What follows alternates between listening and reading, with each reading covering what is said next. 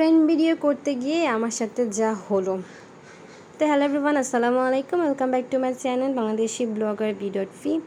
কেমন আছেন সবাই? আশা করি ভালো আছেন। আমি তো ভালো নেই, কারণ আজকে দেখলাম যে সবাই ট্রেন্ড ভিডিও তৈরি করে, তো ভাবলাম যে আমিও তৈরি করি।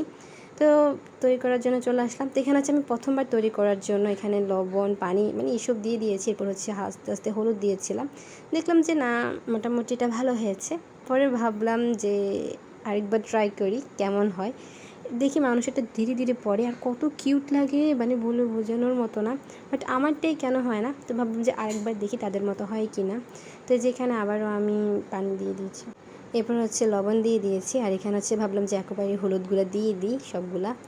তো সবগুলা দিতে গিয়ে আমার সাথে যা হলো, প্রথমে একটু কী যে কিউট লাগছিল বলে বোঝানোর মতো না, বাট তাপাস করে সবগুলো পড়ে গেছে। আমার সাথেই কেন এমন হয়? সবাই করলে সব কিছুই কিউট হয়, আমি করলে কেন হয় না? একটু আমার কেউ বুঝাও।